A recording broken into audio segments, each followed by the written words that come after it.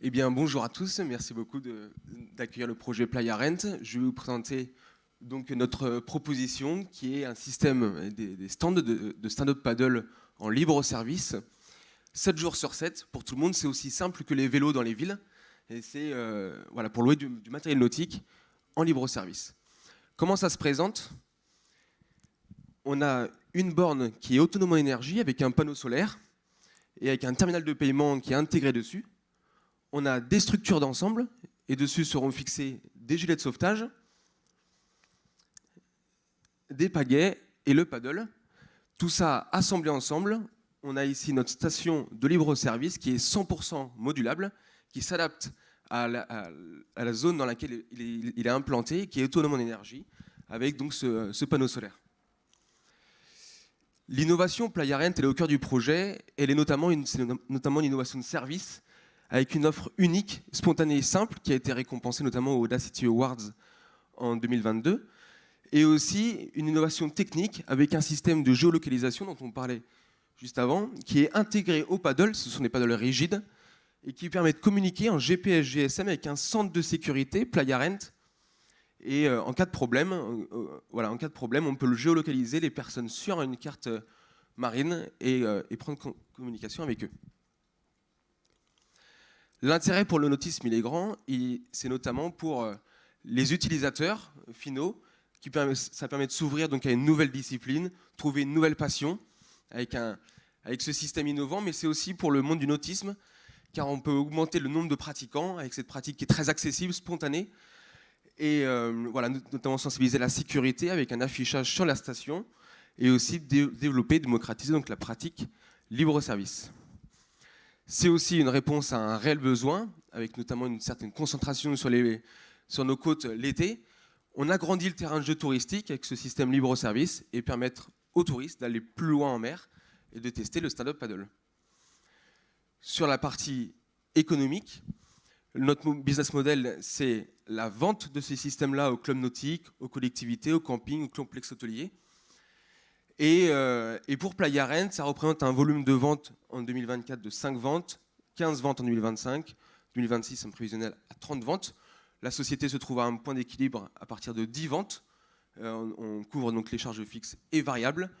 Et pour les clubs nautiques, la rentabilité se fait en 2 ans après l'investissement dans ce système grâce à un chiffre d'affaires qui est estimé, notamment quand on a 6 paddles, 2 heures par jour, 15 € de l'heure sur 4 mois, un chiffre d'affaires à peu près estimé à 17 000 €. Merci à tous, en tout cas, de m'avoir écouté. Et je vous donne à tous rendez-vous cet été à Pornic pour la mise en service de la première station de location de paddle, qui sera un prototype sur la zone de la Neuve-Veillard. Top. Voilà, merci à tous. Merci beaucoup. Wow. Voilà. Timing était bon. Super timing, c'est quasi un sans faute. Tu mets la pression sur les 5 autres pitchers. Directement, sans transition, les questions. Bonjour Nicolas, merci pour la présentation courte.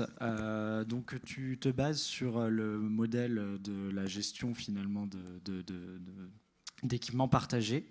Comment tu vois à terme tout ce qui est maintenance, tout ce qui est sécurité, tout ce qui est approvisionnement, réassort, ce genre de choses, si jamais il y avait problème? Playa Rent prévoit de fournir l'ensemble des pièces de rechange qui peuvent être nécessaires pour réparer les stations. C'est sur le même principe que lorsque vous avez une voiture qui tombe en panne, vous allez chez le garagiste, on aura un service après-vente Playa Rent qui permettra d'aller donc réparer ces stations.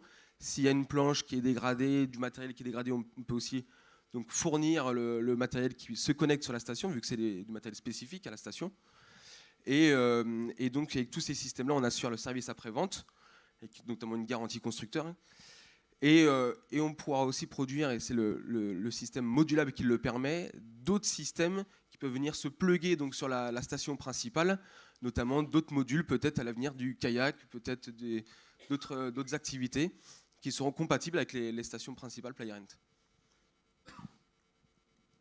Concrètement, est-ce que c'est facile pour un utilisateur de porter sa planche et de la remettre verticale sur ton stand, si on est à marée basse par exemple? Ben c'est une problématique. Alors notamment, ça s'étend aussi au parcours client. C'est-à-dire, est-ce que c'est simple aussi de venir passer sa carte, de comprendre que c'est sans réservation, Donc voilà, tout ça c'est un parcours qu'on met en place pour faciliter l'usage. Après, porter la planche, c'est une planche qui est aujourd'hui qui est produite à Vannes, qui est commercialisée chez le grand public. Et donc oui, c'est tout à fait possible de porter sa planche. Enfin, ça existe déjà et puis donc voilà, ça le sera. Très bien. C'est des modèles qu'on voit en libre-service, par exemple. Alors, ça décrit un peu la chronique actuellement sur les trottinettes. Est-ce que vous avez pris contact avec des entreprises de ce type-là pour savoir, notamment en taux de dégradation et en problématique, ce qu'ils ont connu comme difficulté, ils en ont connu, pour en tenir compte. Et j'ai une deuxième question. C'est sur le business model, vous prévoyez travailler avec des prestataires locaux à chaque fois, si j'ai bien compris. Oui. Et donc vous êtes en investissement, vous le mettez en location. J'entendais que la rentabilité peut être assez rapide, mais il y a une masse critique de communication pour le faire savoir aussi, un peu tout ça. 25 secondes pour répondre, Nicolas. Sur le premier élément de réponse, par rapport à la dégradation, oui, on estime un taux d'usure des planches qui peuvent être notamment frottées par terre, qui peuvent être dégradées dans les roches. Enfin, voilà, on imagine. Donc il faut prévoir en plus ce surcoût pour remplacer le matériel. 5 secondes. Maintenant, par rapport aux trottinettes, je ne sais pas si c'est un modèle comparable de trottinettes qui sont dans un milieu urbain, voilà. Mais on regarde en effet toutes ces choses-là. Et juste pour finir sur la partie locale, oui, c'est un projet qui a pour vocation de s'inscrire dans le monde local, avec des planches qui sont fabriquées à Vannes, la chaudronnerie qui est faite à Laval, des gilets de sauvetage à Lorient. Et donc c'est toutes ces compétences qui nous permettent de fabriquer ces stations pour cette leçon. C'est parti. Alors déjà, merci de m'accueillir et accueillir le projet donc, de la Careflow. Avant de vous parler de la Careflow, j'ai besoin de vous parler de l'entreprise qui est déjà existante, qui est Tiny. Tiny, c'est quoi? C'est une entreprise que j'ai créée en 2020 à Coron. On fabrique en fait, donc maintenant tout le monde connaît la tiny house. On ne fabrique pas de la tiny house. On fabrique de la micro-maison biosourcée en fait, éco-conçue, qui dure plutôt 80 ans qu'une quinzaine d'années pour la Tiny classique.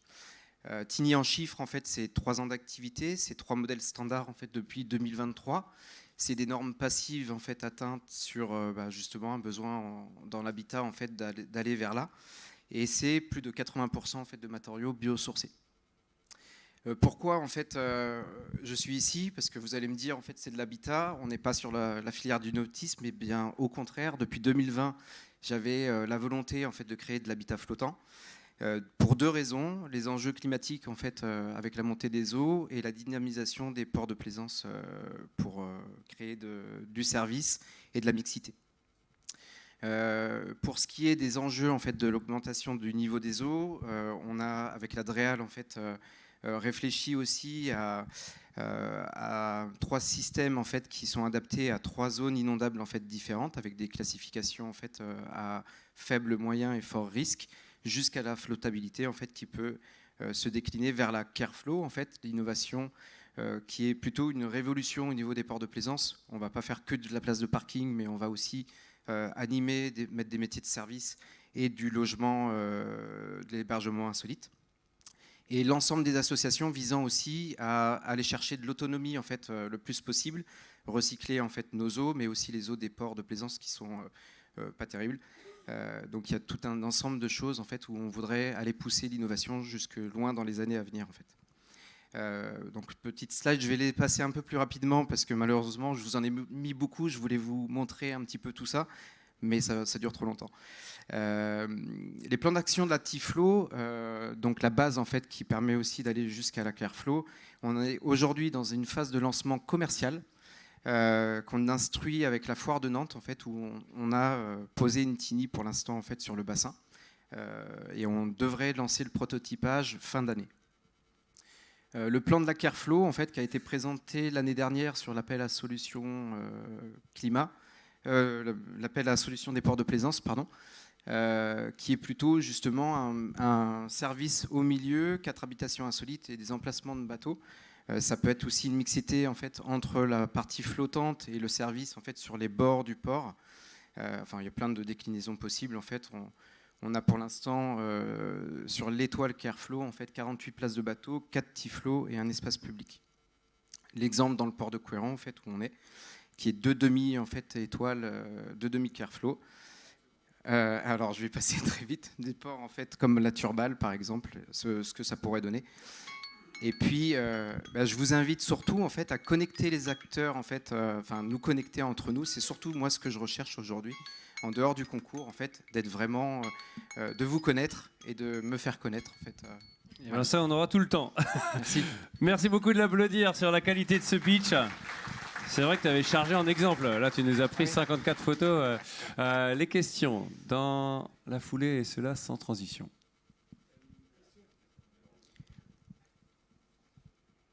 Sur les exemples de port, ce sont des exemples d'accords commerciaux qui sont déjà négociés ou c'est un exemple sur les ports que vous avez cités avec l'aménagement, c'est des potentiels contrats en cours ou c'est uniquement un teasing?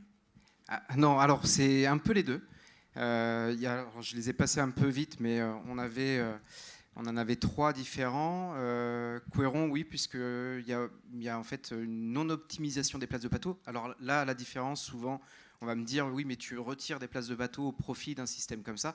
À Couëron, en fait, l'image, elle est tout autre, puisqu'on augmente le nombre d'emplacements de bateaux, puisqu'on va s'appuyer sur les berges, en fait, et ça nous permet de mettre et du service et du logement et un peu plus d'emplacements. Couëron, ça a été une proposition qu'on a fait à la mairie, qui n'est pas encore en fait maturée et qui devrait avancer, en fait. Donc, il n'y a pas eu d'appel à projet ou quoi que ce soit. La Turballe non plus, mais par contre, si je reviens, on avait plutôt un... Alors, je ne l'ai pas en exemple. Oh. Ah, je ne l'ai pas mis en exemple. C'est toujours ça. Okay. Non, il y avait Pornic, je crois, qui avait fait un appel à projet et sur lequel, en fait, il n'a pas abouti. Donc, il y a des choses, en fait, qui sont à créer par rapport à ça. Non, là, c'était plus des mises en situation, en fait, pour présenter le concept. Ok, on a le temps pour 2 autres questions, 1 minute 30. Mais pour connaître l'écosystème du nautisme, bienvenue à Nina. Merci. Vous pouvez venir adhérer. Question sur le concept du port. On perd quand même beaucoup de place à surface égale. Oui. Après, au profit aussi. Alors, je ferai une parallèle avec le bâtiment classique. Souvent, les gens dans le côté hypercentre vont me donner toujours la même raison à dire on va construire en béton armé parce que forcément en fait il faut faire du logement et densifier en fait le logement. Donc on n'imagine pas des solutions en fait éco-conçues puisque on va perdre en place, etc. Là sur les ports de plaisance en fait on est un peu sur les mêmes axes de réflexion. Aujourd'hui un port de plaisance en fait c'est quelque chose de vieillissant. On a des bateaux en fait qui sont pas dynamisés finalement. En fait il n'y a pas de vie créée en fait sur l'eau et l'idée c'est de perdre en fait effectivement un peu de place au profit en fait d'un petit peu plus d'animation dans ces ports-là. Alors après, c'est comme je le disais tout à l'heure, en fait, il est intéressant d'aller chercher au niveau des berges, en fait, au niveau de l'entourage en fait du port de plaisance, un peu plus de dynamisme pour gagner en place en fait le bateau. 20 secondes pour une dernière question, une dernière réponse. Vous allez très vite.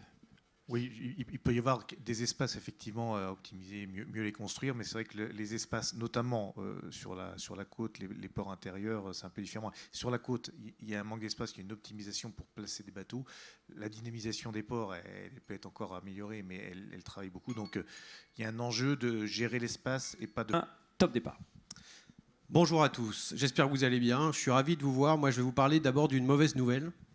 C'est le tsunami de bateaux en matériaux composites qui arrive à gérer.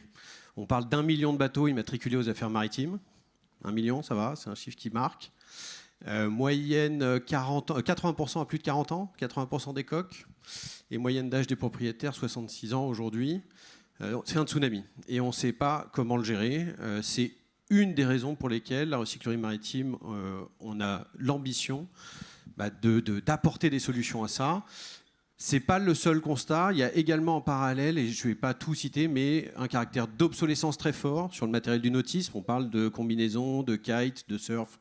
Certains durent 2, 3, 4 ans pour des innovations technologiques. Et on a des solutions pour faire quelque chose avec ces matériaux. On n'a qu'une mission à la recyclerie maritime. Une mission, c'est contribuer à la protection des écosystèmes du littoral. Cette mission, on la décline en 2 chapitres. Le premier chapitre, c'est la sensibilisation, qu'on a commencé depuis 1 an, avec des événements qu'on appelle des protège-ta-plage. Le prochain, c'est le 22 avril.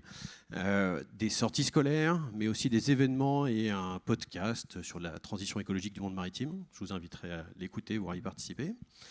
Et on ouvre notre tiers-lieu, donc notre lieu au Croisic, qui a ouvert pour la première fois hier, pour sa permanence de collecte, avec des objectifs d'action, donc de collecte, de recyclage, de réemploi, de boutiques de pièces détachées d'occasion, hein, on démonte, on récupère, mais aussi de l'artisanat, de la transformation, du textile que vous connaissez intuitivement, mais aussi des coques, avec la partie innovation qu'on va trouver ici.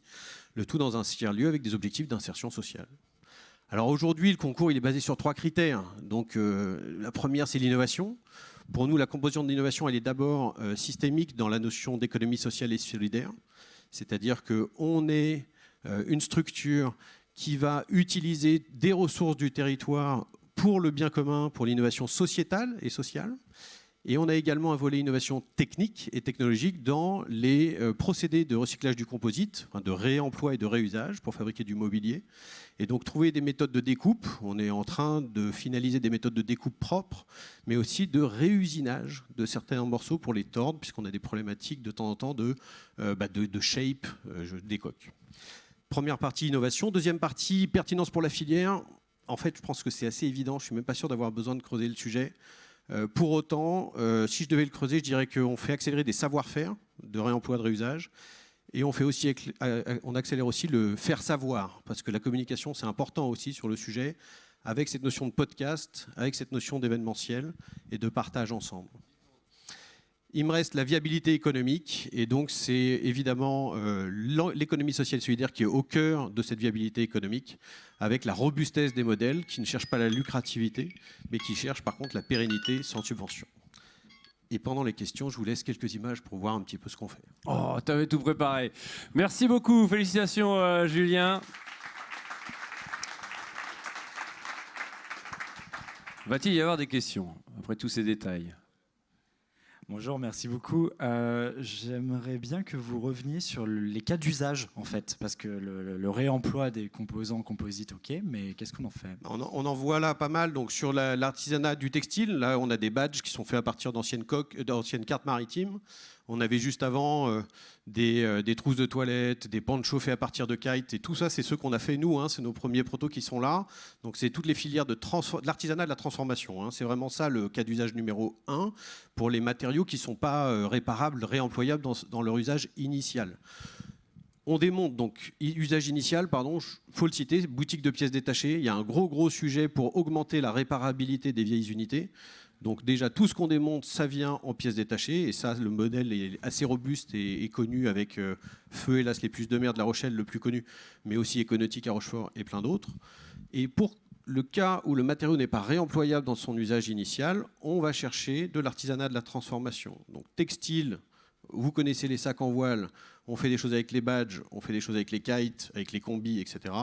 Et pour les coques, mobilier et mobilier urbain, on discute avec la SNCF pour équiper les gares du littoral de canapés faits à base de demi-coques, tout simplement.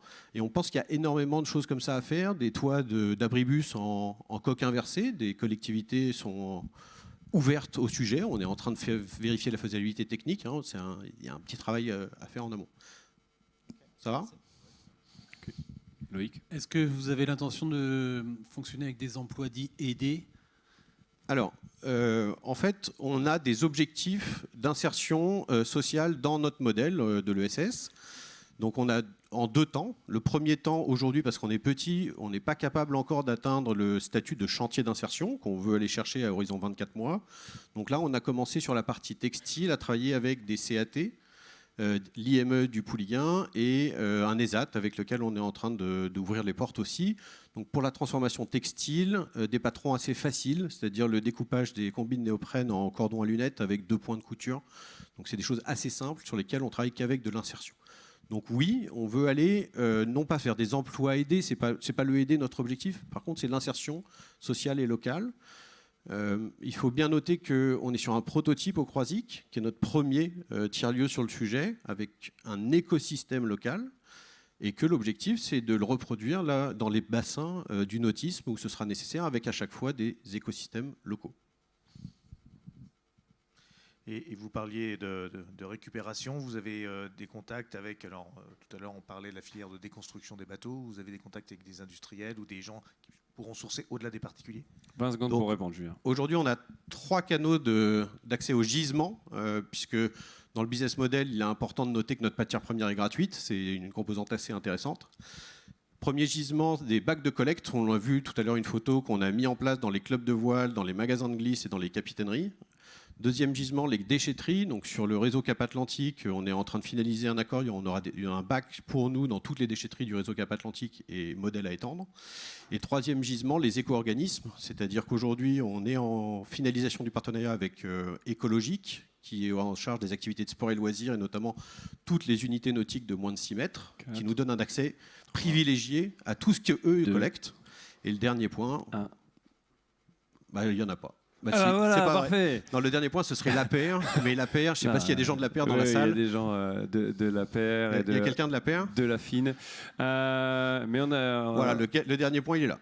Il faudra qu'on en parle. Pour la pause déjeuner et le networking. Merci beaucoup pour vos questions. Merci beaucoup, Julien. Moi, je t'ai trouvé. C'est parti, Robin.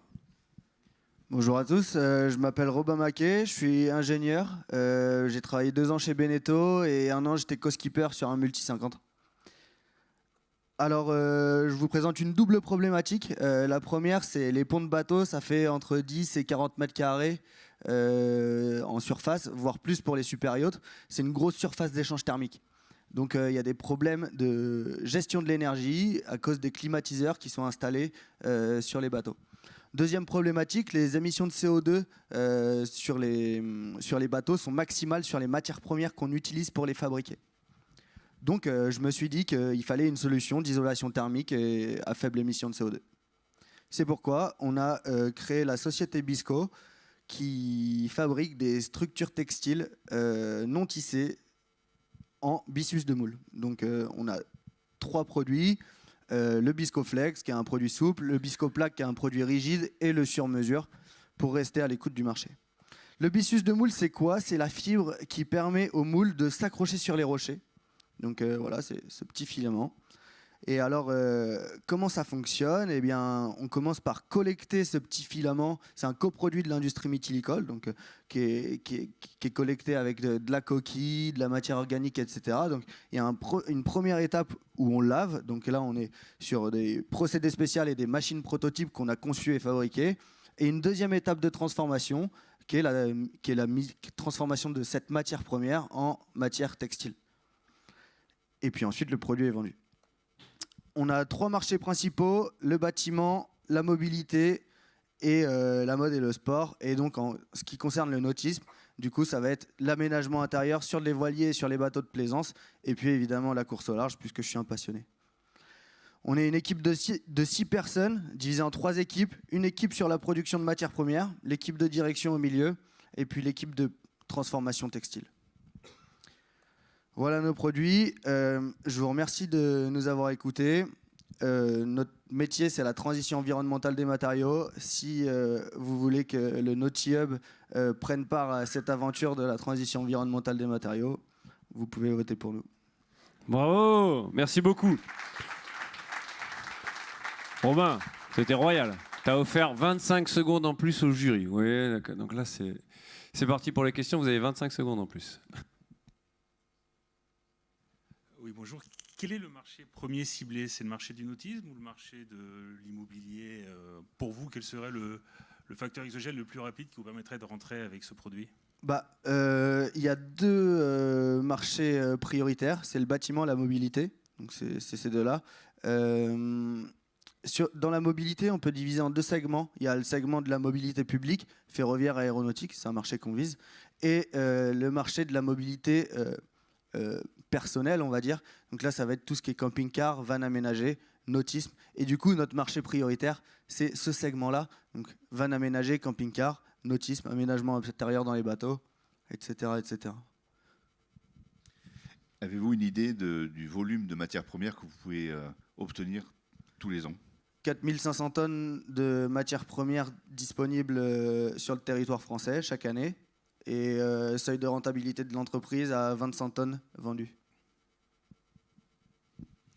Oui, alors j'avais la même question, mais du coup, la démarche de collecte de cette matière première sur des zones conchylicoles qui sont réparties comme vous le savez, vous avez une filière, vous avez quelle approche? On est en train de créer toute la filière. Donc là, pour le moment, on travaille avec les 3 plus gros producteurs français. Donc ceux qui ont cette matière première, finalement, on a installé une unité de production au plus proche de ces 3 grands acteurs. Et donc voilà, on est en train de mettre en place tous les circuits logistiques, etc. etc. Ça prend pas mal de temps, mais c'est en bonne voie. Et c'était pas valorisé jusqu'à présent Non, pas du tout. Jusqu'à il n'y a pas si longtemps, ils rejetaient ce coproduit en mer et sur l'estran. Et puis ils ont arrêté de le faire à cause de lois qui sont passées pour les interdire. Donc aujourd'hui, il y a une filière qui s'est organisée d'enfouissement avec Veolia, qui vient récupérer ce coproduit. Vous êtes en concurrence avec d'autres isolants, certains qui ne sont pas très propres, mais d'autres qui le sont plus, d'origine végétale par exemple. Le coût de revient du produit, ça vous permet d'être compétitif ou pas par rapport à ces autres produits? Nous, on est des industriels, donc le coût de revient, il est directement proportionnel à la quantité de matière qu'on arrive à produire. Aujourd'hui, on a des coûts de revient qui sont très élevés parce qu'on fait des petites quantités. On est sur des lignes, des petits pilotes industriels, des petites lignes qu'on a fabriquées nous-mêmes.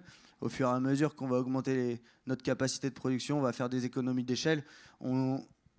Aujourd'hui, on a un prix de lancement qui est à 40 € du kilo. Donc c'est quand même assez compétitif par rapport à de la fibre de lin, par exemple. Mais là, on estime d'ici 2025, entre 2025 et 2027, réduire à 30 voire 25 € du kilo. Et donc là, on serait en dessous des prix les plus chers du lin. En fait, on a une matière première gratuite, donc ça nous permet d'être plutôt compétitif niveau prix aussi, mais pas encore, parce que voilà, on n'est pas encore industrialisé, on ne produit pas encore à grande échelle. 20 secondes pour une question rapide, une réponse rapide. Très bien, merci. Vous avez un vrai projet industriel à grande échelle. Quelles sont les perspectives financières pour Bisco demain? Là, rapidement, je vous ai montré une estimation basse des volumes de vente qu'on cherche à vendre. Donc en gros, là, on va avoir un premier palier à 400 500 000 € de chiffre d'affaires annuel. Donc pour aller chercher ces premières 25 tonnes de byssus vendus par an. Voilà, qui va arriver en 2025 avec notre pilote industriel. Et une fois que notre pilote industriel il fonctionnera, on va dire ok, on veut le faire en 5 fois plus gros pour arriver à aller chercher 1 million de chiffre d'affaires en 2027. Okay. Ouais. C'était plus les moyens mis en œuvre. Ah mais là, on n'a plus le temps. Là. Ouais. On donne une seconde en plus pour avoir la réponse, ouais. Laurent? Allez, ok.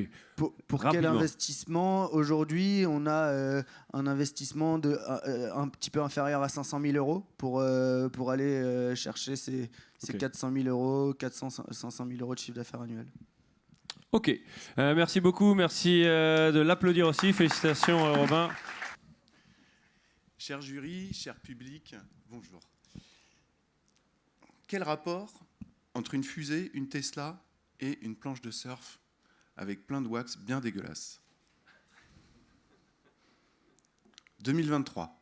On est en 2023. On roule en Tesla et nous mettons encore de la wax sur nos planches de surf pour ne pas glisser. C'est inscrit dans l'ADN du surfeur depuis 70 ans. Appliqué à chaque session, la wax se dégrade et migre dans la nature.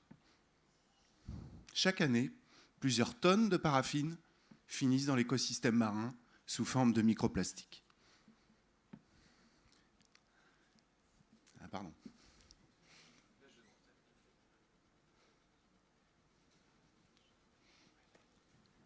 Je suis Mathieu Baluffier, un petit beurre nantais, au cœur vendéen et fondateur de Waxsurf.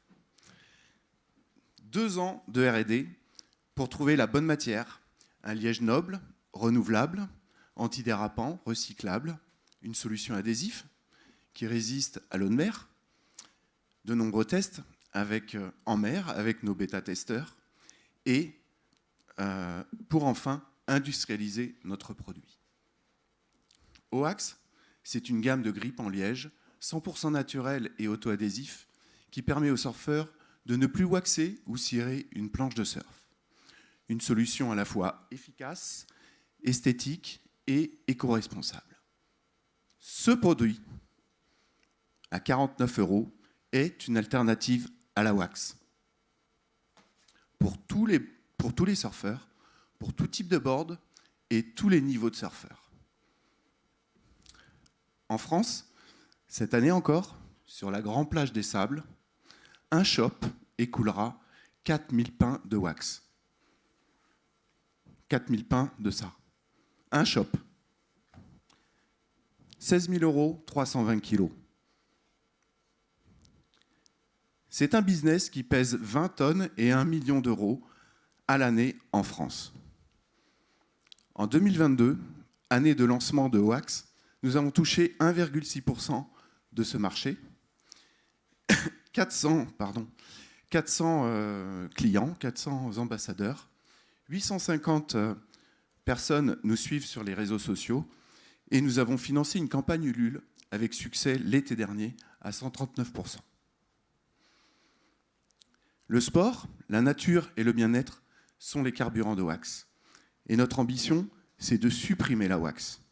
Alors demain, nous allons chercher les 5% nécessaires pour faire grandir Wax et permettre à chacun de surfer plus éco-responsable. 5%, c'est 1200 ventes, 100 clients par mois et 3 ventes par jour, tout simplement. Voilà, merci beaucoup. Pile dans le timing. J'espère qu'il n'y a pas de fabricant ou revendeur de wax dans la salle. C'est le coup de fusil. Alors attention, chez les jurys maintenant, c'est parti donc pour 3 minutes de questions. Merci beaucoup pour la présentation. J'ai une question par rapport à comment vous allez faire connaître le produit.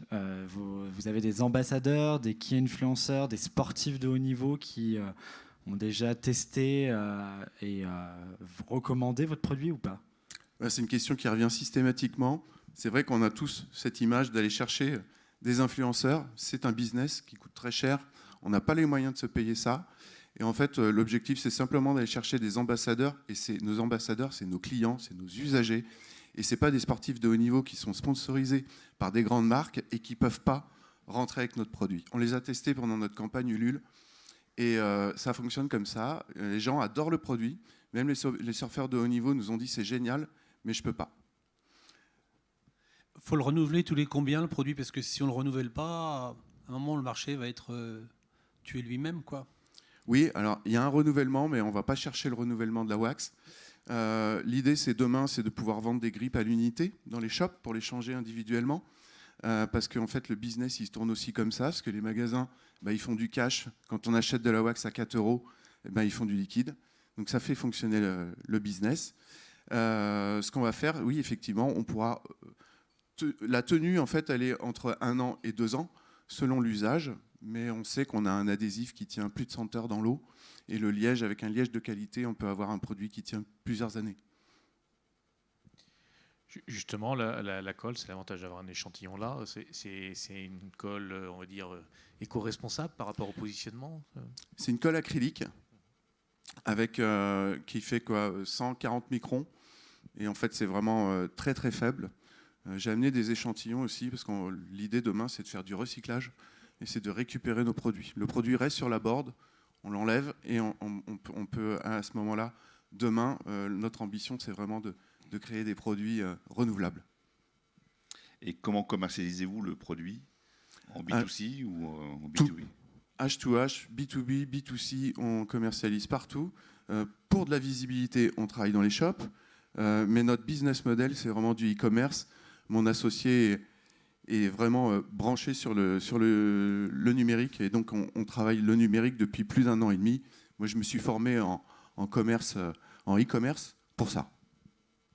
Et quel était le but des montants récoltés lors de la cagnotte? Il servait à quel investissement ou pour quelle utilisation? Le but d'une campagne Ulule, c'est uniquement de faire de la communication, de se faire connaître. Ça n'a pas permis de financer la production, l'industrialisation de notre premier produit il y a 1 an. Mais en fait, ça a généré plus de 16 000 personnes de visibilité sur une campagne de 7 jours. On a touché 16 000 personnes avec un budget de 250 €. Ok. Et le total, tu as récupéré combien? On a récupéré 7 000 €. Ah, c'était juste que question personnelle. Merci beaucoup. Bah, c'est mort la wax. C'est complètement mort. Yes. Merci beaucoup de l'applaudir. Félicitations à toi. Nous avons 2 troisièmes ex-aequo. On va les appeler tous les deux parce qu'ils vont tous les deux recevoir quelque chose. C'est Player Rent et Wax Surf. Félicitations à tous les deux. Venez. Voilà, regardez, on va vous remettre.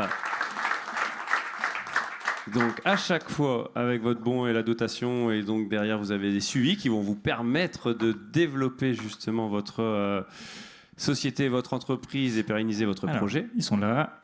Les deux, ça sera un lot à choisir. Vous aurez chacun le choix entre les deux. C'est soit un accompagnement starter de la CCI, soit un mentoring de l'association Nina pour développer votre business. Donc je vous remets le diplôme, mais il est interchangeable avec l'autre. Allez, vous pouvez vous battre maintenant. Ou un bras de fer. Ouais. Alors, égalité de points, et ça s'est joué à 3 voix contre 2 sur la délibération du jury. À la seconde place, j'appelle Bisco. Bisco, félicitations Robin. Bravo à toi. Qui gagne une prestation de visibilité d'une hauteur de 3 000 €, donc auprès d'une agence de communication pour travailler vidéo commerciale, publicité réseaux sociaux, relations presse, tout ce dont vous aurez besoin pour développer votre business. Une mise en avant et le grand gagnant cette année donc du concours d'innovation nautisme Pays de la Loire s'appelle la recyclerie maritime. Félicitations à toi Julien. Julien qui n'a pas fait BFM, mais qui a aussi quand même une grande carrière dans les TEDx, dans les conférences. Et bon, venez. Voilà, avec la photo. Au niveau du jury, quelqu'un va m'expliquer quand même ce choix, et ce sera ensuite la conclusion avec Laurent. Loïc, tiens. Bon, vu que voilà. Non, mais on était sur 2 thèmes, en fait, 2 axes très différents. Il y a une innovation technologique évidente sur l'autre projet. Il y a une innovation sociale évidente sur celui-ci. Il y a des business models qui nous semblent tous les deux plutôt bien tenir la route et permettent une projection sur le moyen long terme. Et puis, j'allais dire, le débat aussi sur le côté nautisme pur. Bon, là, l'axe, il est clair. J'allais dire, et c'est sans doute aussi un avantage de l'autre projet. Il est aussi ouvert sur d'autres univers. Donc, c'est intéressant économiquement, mais c'était un tout petit peu moins porté sur le nautisme. Donc, voilà. Donc, ça a été très serré. Mais en tout cas, félicitations aux 2 premiers ex-aequo quand même en termes de notation. Et bravo à tout le monde. Vous avez des beaux projets. On est fiers de vous et vraiment, on sera fiers de pouvoir participer à vous aider à avoir une belle vie économique et un beau projet entrepreneurial. En tout cas, bravo. Merci. Et on peut vous applaudir tous les 6. Merci.